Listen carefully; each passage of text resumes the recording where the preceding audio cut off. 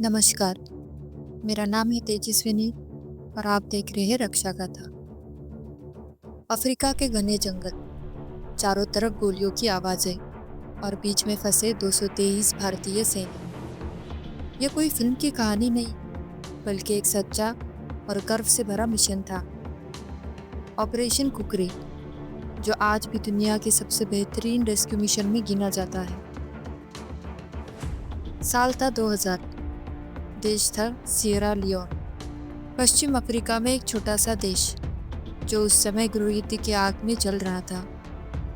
उग्रवादी संगठन RUF यानी रिवॉल्यूशनरी यूनाइटेड फ्रंट पूरे देश में तबाही मचा रहा था। ये लोग बच्चों को बंदूक थमाकर लड़ने भेजते थे, गांव जलाए जाते थे, लोग अगवा होते थे और हिंसा अपने चरम पर थी। उनकी बर्बरता की सबसे ज़्यादा मार झेली कैलुहान, दारू और आसपास के जंगलों ने। RUF न सिर्फ हथियारबंद था, बल्कि बच्चे और महिलाएं भी जबरन उनकी फौज में शामिल की जाती थी। संयुक्त राष्ट्र ने वहां शांति बनाए रखने के लिए शांति सेना भेजी, यानी UN पीस कीपिंग फोर्स, और भारत ने अपने सबसे बहादुर बटालियन भेजी, 1st battalion 5th Gorkha rifle. 6 जुलाई 2000 भारतीय जवानों की एक यूनिट कैलिहान में तैनात थी जब RUF ने अचानक हमला किया। तकरीबन 223 भारतीय जवानों को चारों ओर से घेर लिया गया। उनका इरादा साफ था, जवानों को बंधक बनाओ, उन्हें मानव ढाल बनाकर अपने अपराधों को छुपाओ। जवानों का हथियार और संचार तंत्र सीमित था।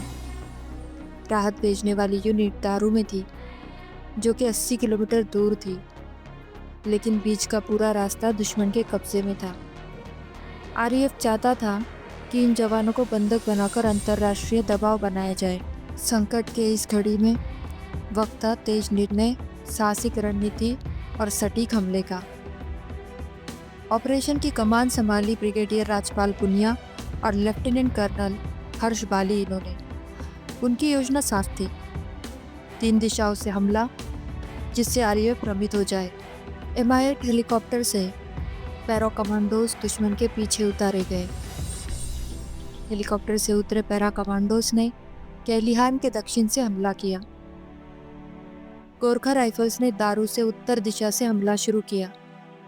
तीसरी टुकड़ी ने जंगलों के बीच से रास्ता बनाया और बीच फंसे जवानों तक पहुंच गई। 72 घंटे तक लगातार लड़ाई जारी रही। हर घर, हर पेड़ के पीछे RUF हमला कर रहा था, लेकिन गोरखा जवानों की जय महाकाली आयो गोरखाली की गूंज उनके हौसलों को दुगना कर रही थी। 16 जुलाई सुबह हो गई थी। RUF पूरी तरह हताश हो चुका था।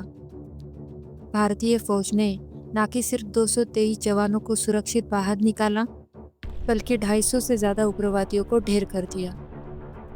कई हथियार और गोला बारूद जब्त किया गया और कैलिहान को फिर से UN के अधीन लाया गया।